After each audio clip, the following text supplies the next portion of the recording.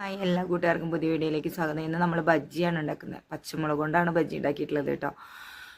അപ്പം ഞാൻ ഇന്നലെ ഷോപ്പിൽ വെജിറ്റബിൾ വാങ്ങാൻ പോയപ്പോൾ അവിടെ കടയിൽ നല്ല വലിയ പച്ചമുളക് ഇരിക്കുന്നുണ്ടായിരുന്നു. അപ്പോൾ പിന്നെ എന്തായാലും അതുകൊണ്ട് ബജ്ജി ഉണ്ടാക്കാമെന്ന് വിചാരിച്ചു. അങ്ങനെ അത് കൊണ്ടുവന്ന് കഴുകി അതിനുള്ളിലുള്ള ആ എരിവൊക്കെ കളഞ്ഞിട്ട് എരിവ് കുറച്ച് കുറയുമല്ലോ, അത് കളഞ്ഞാൽ അതാണ് എരിവ്.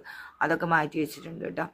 എന്നിട്ട് നമ്മളിത് ആ ഒരു ബൗളെടുത്ത് വെച്ച് അതിലേക്ക് 1 കപ്പ് കടലമാവും, പിന്നെ ഒരു 2 ടേബിൾ സ്പൂൺ അരിപ്പൊടിയും, ഒരു 1/2 ടീസ്പൂൺ കായം പൊടിയും, അതുപോലെ തന്നെ അതിലേക്ക് നമ്മൾ കുറച്ച് ഉപ്പ് പൊടി ചേർക്കുന്നുണ്ട്, ഒരു ഇത്തിരി മുളക് പൊടി ചേർക്കുന്നുണ്ട്. മുളക് ബജ്ജി ആയതുകൊണ്ട് കുറച്ച് മതി മുളക്. എന്നിട്ട് അത് നല്ല രീതിയിലൊന്ന് അരിച്ചെടുക്കുക കേട്ടോ. അങ്ങനെ നമ്മൾ സ്ട്രെയിനർ വെച്ച് അരിക്കുന്നതെന്ന് വെച്ചാൽ വല്ല കട്ടയുണ്ടെങ്കിൽ എന്തെങ്കിലും വേറെ എന്തെങ്കിലും ഉണ്ടെന്ന് പോയിക്കോട്ടെ എന്ന് വിചാരിച്ചിട്ടാണ്.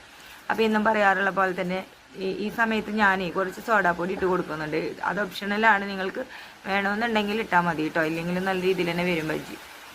അപ്പം എന്നും പറയാറുള്ള പോലെ തന്നെ നിങ്ങൾക്ക് വീഡിയോ ആദ്യമായിട്ടാണ് കാണുന്നത് എന്നുണ്ടെങ്കിൽ എന്നെ ഈ ഒരു ചാനലൊന്ന് സബ്സ്ക്രൈബ് ചെയ്യുക, ആ ബെൽ ബട്ടൺ ഒന്ന് ടച്ച് ചെയ്യുക, ഓൾ ഓപ്ഷൻ സെലക്ട് ചെയ്യുക, ലൈക്ക് ചെയ്യുക, കമൻറ്റ് ചെയ്യുക, ഷെയർ ചെയ്യുക. അപ്പോൾ നമ്മുടെ ഈ ഒരു ഇതുണ്ടല്ലോ, പൊടിയെല്ലാം നമ്മൾ നന്നായി അരിച്ചെടുത്തിട്ടുണ്ട്.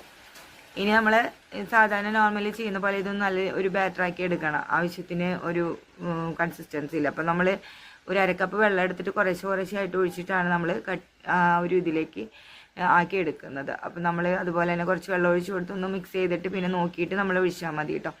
നമുക്ക് ഈ ഒരു നമ്മുടെ ഇഡ്ഡലിയൊക്കെ ഉണ്ടാക്കുന്ന മാവിൻ്റെ ഇതിനേക്കാൾ കുറച്ച് കട്ടിയിലാണ് നമുക്ക് ഈ മാവ് വേണ്ടത് കേട്ടോ. എന്നിട്ട് ആ ഒരു കട്ടിയിൽ ആ രീതിയിൽ നമ്മൾ മിക്സ് ചെയ്തിട്ട് എടുത്തിട്ടുണ്ട്. ഇനി എന്നും സാധാരണ ഫ്രൈ ചെയ്യുന്ന പോലെ തന്നെ നമ്മളൊരു പാൻ അടുപ്പത്ത് വയ്ക്കുന്നു, അതിലേക്ക് വെളിച്ചെണ്ണ ഒഴിക്കുന്നു, എന്നിട്ട് നമ്മൾ നല്ല രീതിയിലൊന്ന് ഫ്രൈ ചെയ്തെടുക്കണം. അപ്പം നമ്മളിവിടെ പാൻ അടുപ്പത്ത് വെച്ചിട്ടുണ്ട്, അതിലേക്ക് വെളിച്ചെണ്ണ ഒഴിച്ച് വെളിച്ചെണ്ണ നന്നായി ഇതായിട്ട് വരുമ്പോൾ നമ്മൾ ഈ മുളക് ആ മാവിൽ മുക്കിയിലേക്ക് ഇടാണ്. ഈ മാവിൽ മുക്കി ഇടുക എന്നുള്ളത് ഭയങ്കര ഒരു ടാസ്ക്കായിരുന്നു എനിക്ക്. കാരണം ഒരു കയ്യിൽ ഫോണും ഒരു കയ്യിൽ ഇത് ചെയ്യുമ്പോൾ എനിക്ക് കറക്റ്റായിട്ട് വീഡിയോ എടുക്കാൻ പറ്റുന്നുണ്ടായിരുന്നില്ല കേട്ടോ. ഭയങ്കര ബുദ്ധിമുട്ടിയിട്ടാണ് ഇട്ടത്. അതിൻ്റേതായ പ്രശ്നങ്ങളൊക്കെ വീഡിയോയിൽ കണ്ടാൽ മനസ്സിലാവും. കാരണം വെച്ചാൽ അതെല്ലാം അങ്ങനെ ഒറ്റി വീഴുന്നുണ്ടായിരുന്നു. അത് പാത്രം എടുത്ത് അതിനെ അടുത്തേക്ക് പിടിച്ചിട്ട് നമ്മളതിലേക്ക് ഇടുമ്പോൾ ഇത്രമാത്രം അങ്ങനെ സ്പ്രെഡ് ചെയ്ത് വീഴില്ലായിരുന്നു. പക്ഷേ എനിക്കത് പറ്റുന്നുണ്ടായിരുന്നില്ല. അതുകൊണ്ടാണ് കാണാൻ കുറച്ച് ഭംഗി കുറഞ്ഞാലും നമ്മുടെ ബജ്ജി സൂപ്പറായിട്ട് വന്നിട്ടുണ്ടായിരുന്നു കേട്ടോ. അടിപൊളി ടേസ്റ്റായിരുന്നു, നല്ല ടേസ്റ്റുള്ള ബജ്ജി തന്നെയായിരുന്നു.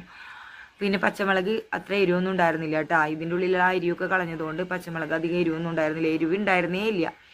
അപ്പം നമ്മുടെ ബജ്ജി ഇവിടെ റെഡി ആയിട്ടുണ്ട് കേട്ടോ. നല്ല അടിപൊളിയായിട്ടുള്ള ബജ്ജി. ഞാനിപ്പോൾ അത് മുഴുവൻ ഉണ്ടാക്കാനായിട്ട് എനിക്ക് 2 കപ്പോളം കടലമാവ് വേണ്ടി വന്നു കേട്ടോ. അത് 1/2 കപ്പിൽ ഒരു പകുതി ഉണ്ടാക്കാൻ പറ്റുള്ളൂ. അപ്പോൾ ഈ വീഡിയോ എല്ലാവർക്കും ഇഷ്ടമാണെന്ന് വിചാരിക്കുന്നു. എല്ലാവരും ട്രൈ ചെയ്ത് നോക്കുക. Thank you for